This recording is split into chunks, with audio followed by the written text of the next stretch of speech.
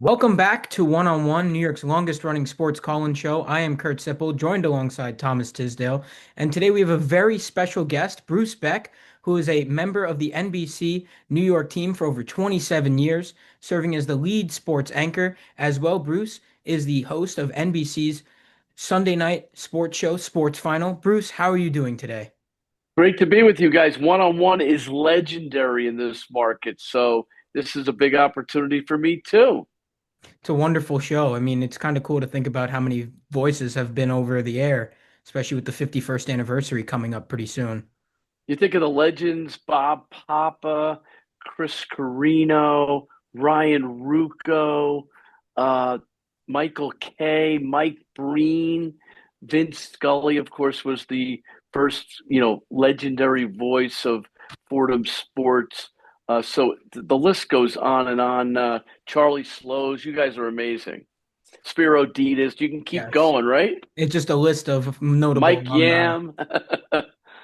So we wanted to get started with some questions about New York football. I know that that's coming up pretty soon. Just right now, the Jets, after a move from Aaron Rodgers, pivoting to Justin Fields, what is your view on what the year is going to look like for the New York Jets under a Justin Fields leadership? I think that the Jets will be better. They were 5-12 a year ago. I think this Aaron Rodgers experiment didn't work, although he ended up with one of the best seasons in the history of New York quarterbacking with the Jets. He had 28 touchdowns, 11 picks, and threw for almost 3,900 yards. But Aaron Rodgers was the story. The team needs to be the story.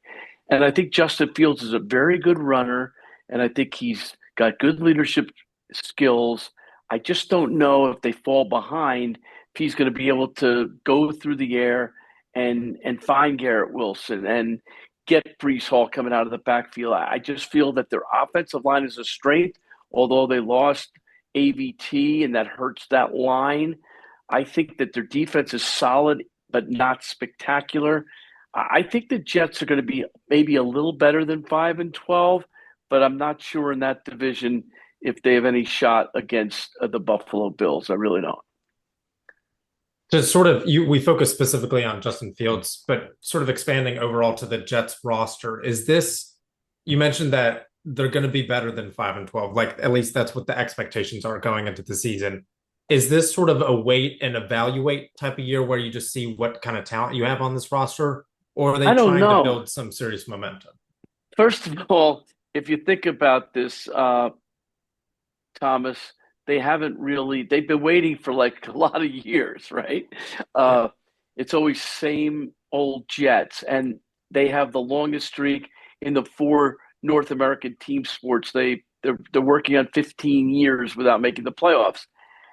I thought the offensive line would be a strength. Without AVT, it hurts them a little, but they can still run. And with Braylon Allen and Brees Hall and Fields, I think they're going to run effectively with that offensive line. Just don't know if they could score enough points if Fields doesn't generate something in the air. Defensively, you know, Quinton Williams, Quincy Williams, Jamie and Sherwood, Sauce Gardner. They've got some high level quality players. I think they can get to the quarterback a little bit. And Aaron Glenn is certainly changing the culture. But is there a second or third wide receiver?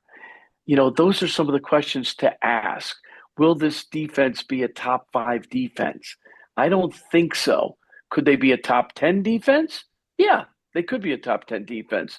So I'm thinking 5-12, maybe a little better, but it wouldn't surprise me if they get 3 or 4 wins too. It's a team that just needs Fields to play at a higher level than some of us think he has played at in the past. So we wanted to shift our focus from Gangrene to Big Blue, same stadium. The Giants made the move this year to have the additions of Russell Wilson and Jameis Winston. Do Giants fans ever expect to see Jackson Dart from what you're hearing? Yes, Jackson Dart is the number two quarterback. And if things don't start well, he will get an opportunity. When? I don't know. You don't want to put him in against the Niners in his first game. but Jackson Dart is second on the depth chart. Jameis Winston is third. It's clear that this is Russell Wilson's team to start the year. He's changed the leadership in a big way. Everyone talks about how he is a positive guy and he can kind of get the troops rallied around him. I think that Russell Wilson can still throw the long ball, but he's obviously in his mid 30s and not what he was as a starting quarterback in this league. But I think the Giants are better. And I'll be honest with you, Kurt and Thomas, I think that this team, can win 6 or 7 games and maybe surprise even more because they've got some positivity. They've got a defense that could be awesome, and especially attacking the quarterback. It's all up to the offensive line, how that holds up. That's my big concern, especially with an older quarterback in Russell Wilson in his 14th year. It's a very similar situation that you mentioned with the Jets, where this defense is the focal point of the team, and it's the offense that's been lagging behind, and especially in the past couple of years. Is this Giants defense elite enough to carry this rebuilding offense, whether it's under Russell Wilson or whether it's under Jackson Dart later in the season, to a strong performance in an incredibly competitive NFC East? Thomas, that's a great question. And both the offense and the defense have been bad over the last few years, but you're right. They haven't been able to score points, averaging like 14 points per game. This defense with Kayvon Thibodeau and the addition of Abdul Carter and Brian Burns and Dexter Lawrence, that 4 could be among the best in the NFL, if not the best. And if they get decent play in the middle, Micah McFadden, Bobby Okereke, and they've added Javon Holland and Paulson Adebo, that defense is definitely better and should be the strength of the team. You're right. Can Russell Wilson in this offense, can he find Malik Neighbors? Can he get something on the ground from Tracy and Scattaboo? There's a chance that this team could exceed expectations. They believe in themselves, but there's one thing, Thomas, that's hurting them here. The schedule. It's ridiculous. They play 6 division opponents. They've got the 49ers, the Chiefs, the Packers, the Vikings. They're at Denver. They're at Detroit. Who made this schedule? It's one of the hardest schedules in league history. So we know some teams always come back, but this is a monstrous schedule on paper. So, Bruce, we talked a lot about football, but we want to ask you about your career in sports journalism.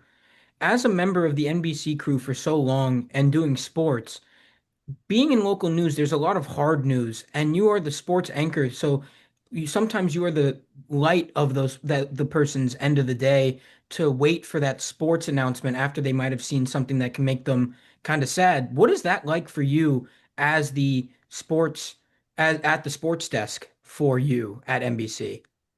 I don't really think of it so much in the terms of all the violence that might precede my presentation because I always stay focused on what I'm doing. But you're right in the sense that there's a lot of bad news out there. And when I come on, it should be a little joyous for the person at home, especially late at night. And sports should be a good feel thing. We haven't had much success as a city for many years. When I first started, the Yankees were winning 4 out of 5 world championships. The Giants ended up winning 2 Super Bowls. We had 2 horses win the Triple Crown. The Devils won 3 cups. So there was so much to talk about in the positive sense and the winning sense. We haven't had that in a while, but it's still compelling, and what I try to do, Kurt, is tell the stories. I like to think of it as local teams, local themes, local stories. How can I cover our market and present it in a way that it's different than ESPN? We know they're going to do Michigan, Ohio State. I'd rather do Fordham against Iona. I'd rather give them St. John's playing a Big East game against Seton Hall. So it's about covering the local teams and trying to tell the stories that make New York special. That's what we try to do and try to impact your viewing habits in the way that you just learned something. It was educational, it was informational, and it was also entertaining. You've been covering sports for decades now, and sports journalism has changed quite dramatically. And it used to be pretty traditional newspaper articles, radio, TV, but now it's evolved into you've got to take into account sort of the social media aspect. And how have you adapted to that sort of ever-changing world of sports journalism, and how do you still provide it and tell those stories like you mentioned? Thomas, we always try to adapt. We try to pivot. We try to do whatever's changing and kind of breathe it in, to inherit it, to change along the way, but keep our core principles of integrity and loyalty and storytelling intact. But social media has become a big part of what we do, and we're creating reels and we're tweeting stuff. We're sending out stuff on X. We are on Facebook. We are doing a lot on Instagram. I'm not on TikTok, but a lot of my uh, colleagues are. And so you're telling stories, and you can kind of be a person who can find different ways of providing information to the viewer. And you're totally right. It's a different world out there. And I think that what has happened is there's more people that are bloggers, there's more people that have credentials. So you're always competing against them. But I think that I try to just be Bruce Beck. Like, I'm not Bob Costas. I don't have that style. I'm not Mike Breen. I'm not Ian Eagle. But if you stay true to yourself, I always say, trust your instincts to the kids of today and try to go on your own path, but try to maintain those core important values along the way. So, yeah, I've changed over time. My writing is crisper, it has to be shorter, the stories, and I'm doing more social media, but it's still all about being in the marketplace, shoe leather journalism. Like, do it the right way, the old fashioned way, dig it out, get a story. And more than anything else, I try to build relationships with the players, the coaches, the general managers, the owners, and the fans. You mentioned the stories that you love to tell. Is there a favorite story or a favorite event? And I recognize this is a quite daunting question to answer, but is there like a favorite event or a favorite story that you got to tell as a sports journalist? I've covered a lot of big events over the years. I would say American Pharoah winning the Triple Crown for the first time in 37 years, and then Justified doing it 2 years later. I would say the Giants winning the Super Bowl with the ball in the head of David Tyree. That was an incredible story. I've covered the Olympics 11 times, including Michael Phelps getting 8 gold in Beijing. That was an amazing achievement for the legendary swimmer. Um, I've covered Jeter getting 3,000 hits and so many, and the Subway Series, World Series. I've covered, so many events in the sports field. As far as a favorite story, I covered McGuire, by the way, breaking the record. That was crazy. Obviously, it has a different feel to it now because of the steroid era, but that was incredible. And I also covered Wellington Mara's funeral, which was one of the most impactful things I ever did. My favorite story would be during COVID, going to the home of Lou Carnesecca, the legendary basketball coach, who at the time was, I would say Louis was about 94, 95 years old.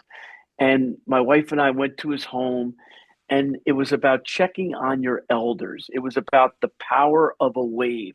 It was about the relationship between a broadcaster and a coach and the love that we've shared for years. And that story was received beautifully. And it was because of this warmth of Louis with a mask at his door. And we had a GoPro in front, so we couldn't get too close, talking about COVID and comparing it to World War II. And everyone seemed to love it, and I loved it because I loved the man. So I guess of all the stories I've told, and now that he passed at the age of 99, I would say it's not an easy question to a lot of people, Thomas, but it's the one that came right to my mind.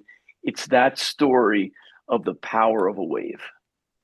Well, Bruce, you touched on this, and this is something that we like to ask all of our people that we interview to close it out. What is your advice to a young person looking to break into sports journalism, sports broadcasting? I know you said to be true to yourself, but do you have any more advice to a young sports journalist like me and Thomas that are looking to break into the market?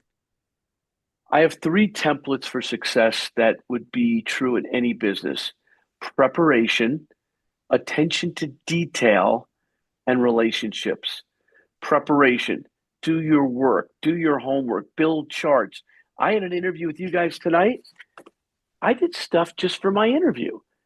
I don't need to do this, but I want to remember that if I can't think of Braylon Allen's name real quick, I want to be able to have it at my fingertips. I want to know Roger's stats. Preparation in anything you do is vital. As Luke Hornacek used to say, nothing happens in the performance that doesn't happen in the rehearsal. So you've got to do your homework. And also, it makes you less nervous. Number two, attention to detail. Thomas, the final score wasn't 5-3. The final score was 5-4. They depend on you to give the correct score. They depend on you to give the correct stats, to tell the correct story. So attention to detail in everything you do is vital. And that means remembering a name, remembering a phone number. The last thing is relationships. I would hold my phone up, but I'm using the phone for our Zoom tonight. But everything in my phone is based in terms of the phone numbers on relationships and trust. And Jeter once told me, be tough, but be fair, and don't make it personal. And if you do that, Bruce, nobody can ever look down on you or ever think that you're not being, fair with your storytelling. So you've got to build these relationships so that when you get an interview, somebody wants to talk to you. Michael Strahan, he did an interview during his big contract impasse. He only wanted to talk to me. I got Dennis Rodman to do an interview at Madison Square Garden, one of the most frightening interviews I ever did, when I asked him a question about, Dennis, how great is your offense this year? Are you happy with it? He goes, hey, man, I won't be happy until I'm 6 feet underground. I don't get these interviews unless I build the relationships. Eli Manning will stop for me because he trusts me and because I've covered it. Pete Alonso, the night that he broke the record for the Mets all-time home run king mark, he did a one-on-one with me at the stadium. Aaron Judge will come in the hallway and do me a favor. It doesn't happen unless you're there, unless you hustle, and unless you build the trust and the relationships. So those are some of my messages. The last one would be, treat the president of the company and the janitor the same. Usually the janitor can do more than the president or the CEO, but that's not why you do it. You do it because it's right. So it's humility, Thomas, and it's humanity, Kurt. Those are the two things that coincide. And if you treat people the way you expect to be treated, and you work your rear end off, and you try to improve along the way. I mean, I had marbles in my mouth when I first started. I was high pitched. A couple of the guys I worked with in the old days at MSG said, Bruce, you should drink heavily and smoke cigarettes incessantly. That'll get your voice better. You just have to grow. You have to get reps. That's the last thing, guys. Thomas, reps. Kurt, reps. You've got to do it 50 times, 100 times, 1,000 times, 10,000 times. You're going to get better. There is no secret sauce, but I believe in you guys. And I believe if you have dreams and you're willing to commit and put the effort and time in, you can be successful. Well, thank you so much, Bruce, for this wonderful interview and that wonderful answer. Just very inspiring for probably the both of us, inspiring to be sports journalists one day. For Thomas Tisdale, I have been Kurt Sippel. Thank you so much, Bruce, once again. More one-on-one is up next.